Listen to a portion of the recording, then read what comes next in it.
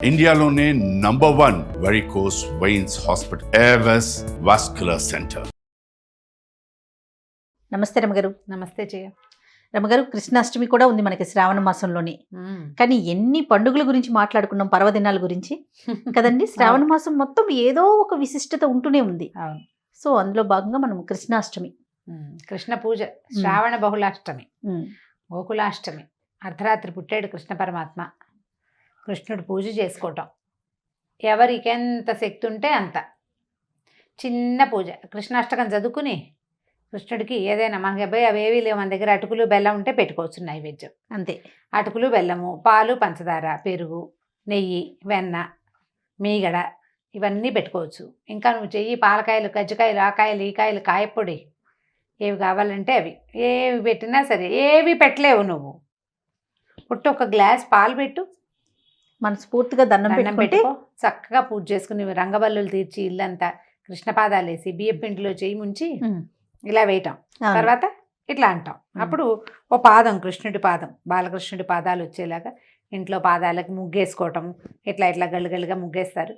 ముగ్గేసుకుని కృష్ణుడు లోపలికి వచ్చేలాంటి ఏర్పాటు చేసి ఆయనే నడిచొస్తాడని భావించి చక్కగా బోల్డ్ అన్ని చెప్పన్ భోగ్ సమర్పించటం. ఇన్ని రకాలు 56 నైవేద్యాలు, ఇన్ని రకాల నైవేద్యాలు సమర్పించటం. లేదా 9 నైవేద్యాలు, 11 నైవేద్యాలు, 18 నైవేద్యాలు, ఎన్నో సమర్పణ, బోళ్ళంత పని చేయటం. సాయంకాలం పూజ చేసుకుంటాం కృష్ణాష్టమికి. సాయంత్రం పూట, అష్టమి నాటి సాయంకాలం. రోహిణి నక్షత్రం కూడా ఒకసారి కలుస్తుంది, ఒకసారి కలవదు, కానీ అష్టమి నాడే చేసుకుంటాం, గోకులాష్టమి చేస్తాం. చక్కగా కృష్ణుడికి సంబంధించిన పాటలు పాడడం, చిన్న ఉయ్యాలు వేయటం, ఆ ఉయ్యాలు ఊపుతూ లాలి పాటలు పాడడం, అంతా మన సంతోషం, భగవంతుడి పట్ల మనకున్నటువంటి ప్రీతిని చూపించుకోవటమే అంతే కృష్ణాష్టమి పూజ. ఆసక్తి ఉన్నవాళ్ళు బాగా ఘనంగా చేసుకుంటారు. అవకాశం లేకపోయినా కూడా చిన్న పూజ అయినా, పొద్దుటి పూట అయినా ఒక దీపారాధన చేసి కృష్ణుడికి ఏమైనా ఇది పెట్టి, తర్వాత ఒక నెమలి పింఛం ఉంటే అది దేవుడి దగ్గర సమర్పించి ఒకరోజు, మన దగ్గర కృష్ణుడి పటం ఉందనుకో, ఒక నెమలి పింఛాన్ని కూడా సమర్పించవచ్చు, ఆయనకు అది కూడా ఇష్టం. ఓ నెమలి పింఛము, ఒక వేణువు సమర్పించి చక్కగా ఇన్ని రకాల నైవేద్యాలు పెట్టుకుని, కాయపొడి కూడా పెడతారు, శొంఠి పొడి కూడా పెడతారు. ఇప్పుడు శొంఠి పొడి కూడా నివేదనే చేయటము. తర్వాత కృష్ణ జన్మ ఎలా జరిగిందో, జీవితం, భగవంతుడు భూమి మీద పుట్టదలుచుకున్నాడు. ఇప్పుడు ఆ పుట్టేది ఎక్కడ పడితే అక్కడ, ఎలా పడితే అలా కాకుండా ఒక ప్లాన్డ్గా చేశాడు. ఆయనే ముందే నిర్ణయించుకుని మరీ వచ్చాడు. నిర్ణయించుకుని వచ్చాడు.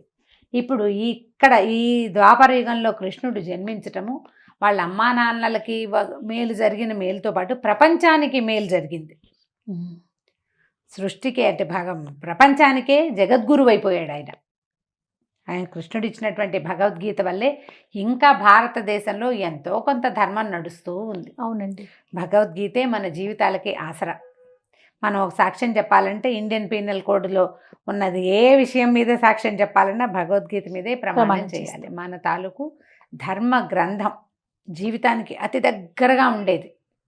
అందులో ఆధ్యాత్మికమైన విషయం బోధించబడింది, కానీ మన జీవితాలకి అత్యంత ఆవశ్యకతమైనటువంటి ధర్మాన్ని ప్రబోధించిన శ్రీకృష్ణ పరమాత్మ జన్మదినాన్ని ఎలా చేతొస్తే అట్లా ఉట్టి కట్టడము చాలా చేయొచ్చు. విశేషంగా ఉట్టి కట్టడం మన సాంప్రదాయం ప్రకారం ఎలా వీలుగా ఉంటే అలా చేసుకోవచ్చు. ఎంత చిన్న ఇంట్లో అయినా కృష్ణుడికి ఎల్లలు లేవు ఆయన్ని పూజించటానికి. మామూలుగా మహావిష్ణు ఆరాధన అయిన అలంకార ప్రియుడని చాలా పువ్వులు సమర్పించాలి, బోళ్ళంత సమర్పణ విష్ణువుకి. కానీ విష్ణువంశ సంభూతుడు, విష్ణువతారుడైనటువంటి శ్రీకృష్ణుడికి చిన్న పదార్థం కూడా చాలు. ఆయనకి మణులు మాణ్యాలు ఇచ్చేయక్కర్లేదు, అలంకారాలు. ఓ నెమలి పింఛం ఇచ్చినా చాలు, ఓ గుప్పెడు అటుకులు పెట్టినా, అది కూడా ముక్కిపోయినవి, పాతవి, మన ఇంట్లో పనికిరానివి అయినా సరే శ్రద్ధ మాత్రమే తీసుకుంటాడు కృష్ణుడు. నీకు ఆయన పట్ల ఎంత ప్రీతి ఉంది, ఎంత భగవంతుడి మీద నీ ధ్యాస ఉందో, ఆ ఒక్క ధ్యాసే నువ్వు ఇచ్చే ప్రసాదం స్వామికి. నువ్వు ఒక భగవంతుడి మీద ధ్యాస ఉంటే నువ్వు తప్పులు చెయ్యవు. చూడు, ధర్మ ప్రవర్తన ఉంటుంది. భగవంతుడి మీద ప్రీతి ఉన్నవాడి, భయం ఉన్నవాడి పరిస్థితి వేరు. ఇక్కడ మనకు కావాల్సింది భయం కాదు, భక్తి. భక్తి, ప్రీతి, అవ్యాజమైన అనురాగం భగవంతుడి మీద. అతడి వల్లే మనం ఇలా ఉన్నామన్న ఒక ధ్యాస. మనలాంటిదే ప్రపంచమంతా అనే ఒక ఆలోచన. నువ్వు నేను కూడా ఒకలాగానే పుట్టాం, రూపాలు వేరు, మనమంతా ఒక దాంట్లో ఇంచే వచ్చాం. మనం భగవద్గీత కనుక స్పష్టంగా చదువుకుంటే, దాని అర్థం తెలుసుకుంటే, ప్రపంచంలో అందరూ ఒకటేలాగా కనిపిస్తారు. అది అర్థమయ్యేలాగా చెప్పాడు కృష్ణుడు. అంచేత ఈ రోజున చక్కగా కృష్ణాష్టమి పర్వదినాన కృష్ణుడిని తలుచుకుంటూ చక్కటి పూజా విధానంతో షోడశోపచారాలు చేసి ఎన్ని రకాల ప్రసాదాలు నైవేద్యాలు పెట్టుకుని పిల్లల్ని కేకలేయకుండా ఇతరులను నిందించకుండా మనం ఎప్పుడు చెప్పుకునేటట్టుగానే పోట్లాడుకోకుండా, పర్వదినాల్లో పోట్లాడుకోవడం మానేసినా శ్రావణ మాసం అంతా మనకు అలవాటైపోతుంది. అంతే. పోట్లాడుకోకుండా ఉండాలి. చూడు, శ్రావణ సోమవారాలు, శ్రావణ మంగళవారాలు, బుధ గురు ఖాళీ, మళ్ళీ శుక్రవారం, మళ్ళీ శ్రావణ శనివారాలు కదా. ఈసారి సప్తములు, భాను సప్తములు వచ్చినాయి. అంటే ఆదివారము సప్తమి నక్షత్రం వచ్చింది ఈ నెలలో రెండూను. కాబట్టి భాను సప్తమి సూర్యుడికి అత్యంత ప్రీతిపాత్రమైన దినం. కాబట్టి ఆ రోజు కూడా జాగ్రత్తగా ఉండాలి. మళ్ళీ సోమవారం వచ్చేస్తుంది. మధ్యలో మనకి ఎన్ని వచ్చినాయి? వరలక్ష్మి వ్రతం వచ్చింది. వరలక్ష్మి వ్రతం చాలా ఇంపార్టెంట్ కదా. అక్కడి నుంచి ఏమో రాఖీ పౌర్ణమి వచ్చింది, పొలాల అమావాస్య ఉంది. ఇది కాకుండా మధ్యలో కృష్ణాష్టమి వచ్చింది. కృష్ణుడి పుట్టినరోజు అంటే మామూలుగా మన ఇంట్లో పుట్టినరోజుకి మనం ఎన్ని జాగ్రత్తలు పడతాము? ముందు ఒక 4 రోజులు, వారం ముందు నుంచే ప్రిపరేషన్లు మొదలు. అవును, బట్టలు కొనాలి, డ్రెస్సులు కుట్టించాలి, కేక్ ఎక్కడో బుక్ చేయాలి, వచ్చి ఆ బిస్కెట్లు ఎక్కడి నుంచో తెచ్చుకోవాలి, ఎవరెవరికి పిలవాలి, ఎవరెవరిని ఏం చేయాలి, ఇవన్నీ ఆలోచిస్తాం. మరి కృష్ణుడి పుట్టినరోజుకి మాత్రం వద్దు అవన్నీ. ముందు దాంట్లో జాగ్రత్తగా మీరు ఏం చేయాలి? మొదట పోట్లాడుకోవడం, తిట్టడం మానేయాలి. అవే జాగ్రత్తలు. ఇది వహించి ఈ రోజున చక్కగా పూజ చేసుకోవటం. పిల్లలకి ఏదైనా కృష్ణ శతకం కానీ చిన్న పద్యాలు అవి నేర్పించండి. ఈ సందర్భంగా మనం ఏం చేయొచ్చు అంటే తెలుగు పద్యాలు కూడా బోళ్ళన్ని పద్యాలు ఉన్నాయి. ఏంటి, నీవే తల్లి తండ్రి, నీవే నా గురువు దైవము, కృష్ణుడు నిజముగా కృష్ణ అంటది. కృష్ణుడు చివరొస్తాడనమాట. అట్లాంటి పద్యాలు కానీ, లేదా వసుదేవ సుతం దేవం కంసచాణూరమర్దనం దేవకీ పరమానందం కృష్ణం వందే జగద్గురుం, జగద్గురు అయిన కృష్ణుడికి నమస్కారం చేస్తూ ఆ శ్లోకాలని పద్యాల్ని పిల్లలకి నేర్పించండి. ఈ సంవత్సరం నేర్పిస్తే వచ్చే సంవత్సరం కృష్ణాష్టమికి పిల్లలే చెప్పేస్తారు చక్కగా. ఒట్టిగా 8 శ్లోకాలు, తర్వాత 2 ఫలశ్రుతి 10 శ్లోకాలు చిట్టివి అలాంటివి నేర్పించండి. మీరు చదువుకోండి, కృష్ణుడికి సంబంధించిన గాథలను చదువుకోండి, భగవద్గీత చదవండి, భాగవతంలో కొన్ని పద్యాలు కానీ కొన్ని ఘట్టాలను కానీ చదువుకోండి. కృష్ణుడు ఎలా జన్మించాడు, ఎట్లా ఆయన ప్రస్థానపు నడక, ఏ విధంగా ధర్మ సంస్థాపనకి ఎట్లా ప్రయత్నం చేశాడు, దానికోసం ఆయన ఎన్ని రకాల ప్రయత్నాలు చేశాడు ధర్మాన్ని స్థాపించడానికి, ఎట్లా ధర్మం పక్కన నిలబడింది, ఆయన ఎట్లా నుంచున్నాడు, దాన్ని తలుచుకోండి. కృష్ణాష్టమి రోజున మనం చేయవలసింది అదే. మామూలుగా మన పిల్లలు పుట్టినరోజు నాడు మనం తలుచుకుంటూ ఉంటాం. ప్రెగ్నెన్సీ, డెలివరీ, ఆ రోజు ఏమైంది జ్ఞాపకం చేసుకుంటాం కదా, అంతా. అవునండి.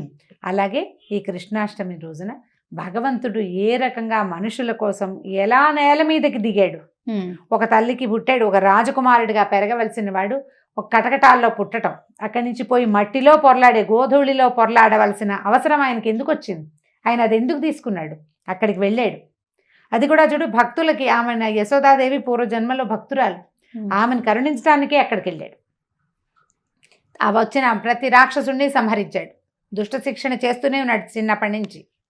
అవును, క్రమంగా పెరిగాడు. మళ్ళీ వాళ్ళ అమ్మ దగ్గరికి చేరాడు, సొంత తల్లి దగ్గరికి చేరాడు. బాల్యచేష్టలేవి ఈవిడ చూడలేదు. బాల్యచేష్టలన్నీ ఆవిడెవరో అదృష్టవంతురాలు, ఆవిడ చూశారు, ఆవిడకి దక్కినాయి కదా అవి.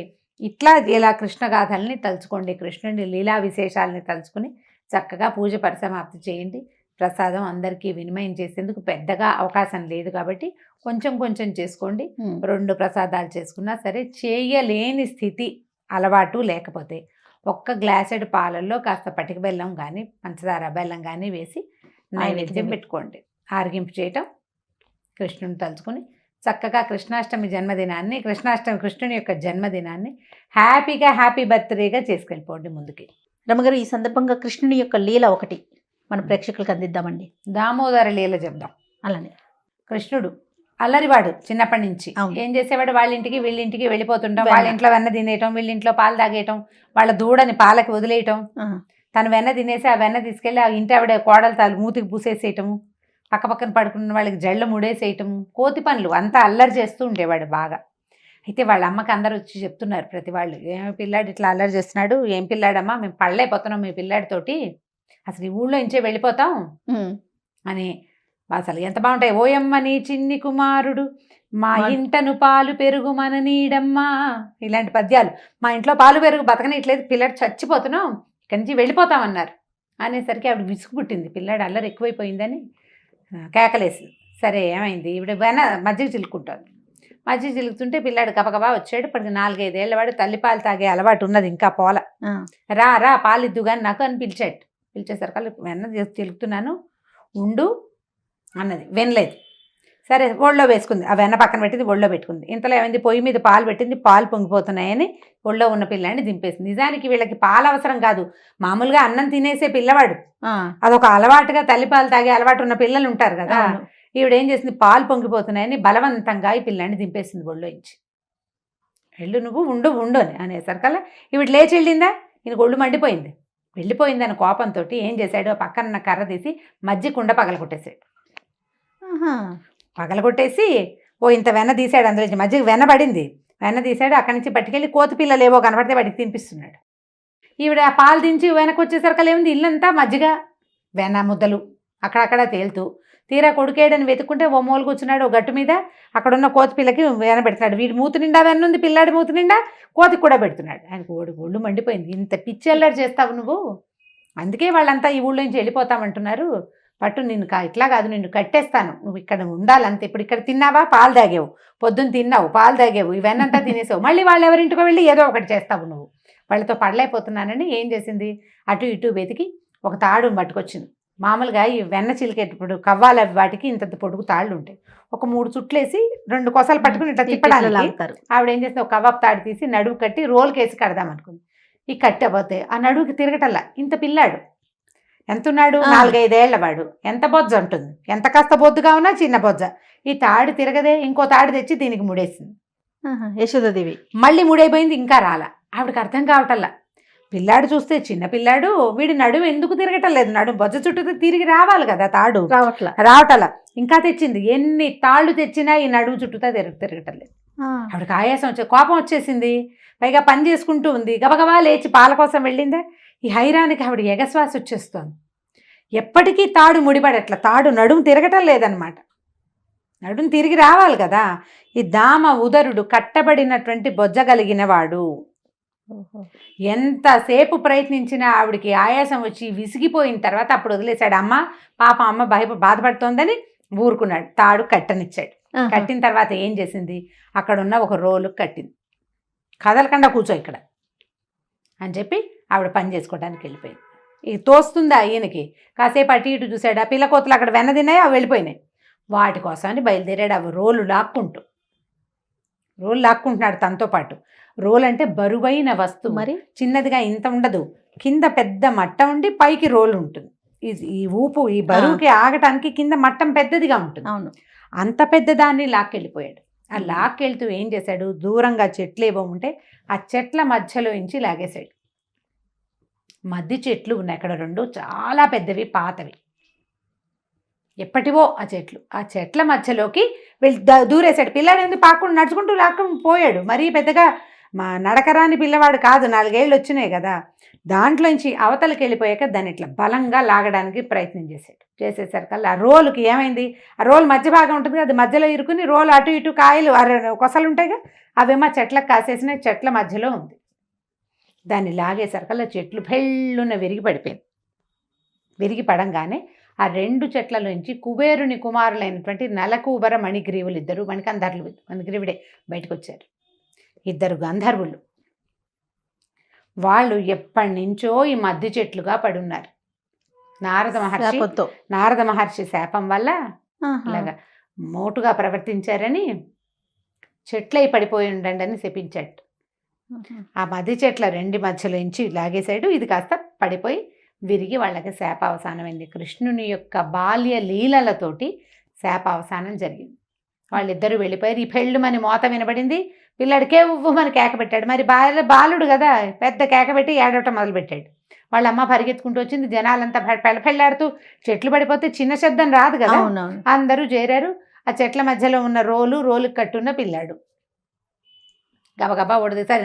ఇంకా నయం, ఈ చెట్టు కనుక పిల్లాడి మీద పడితే ఏమైనా ఉందా, చెట్లకేం అది ఏనాటివో ముసిలి చెట్లు, అవి అసలు కొసలు లేచున్నాయి. ఏదో లాక్కెళ్ళాడు బలంగా, తగిలి పట్టు వదిలేసినాయి.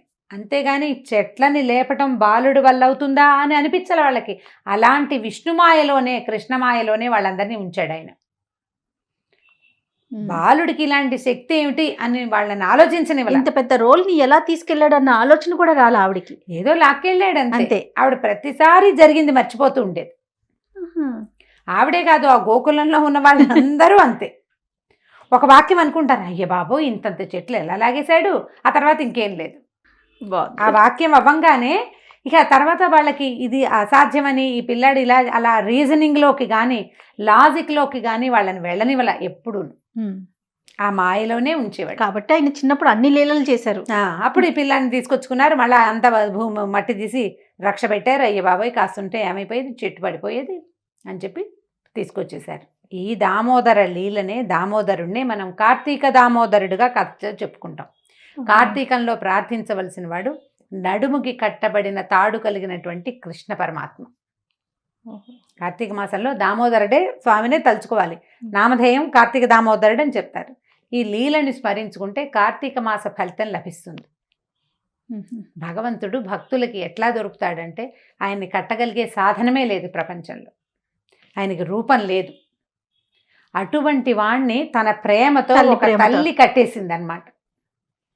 ఆమె యొక్క ప్రేమాతిశయంతో, పుత్రప్రేమతోటే కట్టగలిగింది. భక్తుడు అట్లా భగవంతుణ్ణి కట్టగలుగుతాడు. చిన్న భక్తి శ్రద్ధ, నీకు భగవంతుడి మీద ఉన్న ప్రేమ ఆర్తే అతను నీకు పలికేలాగా చేస్తుంది. అంతే. చాలా బాగుంది రమ్మ గారు. నమస్తే. నమస్తే.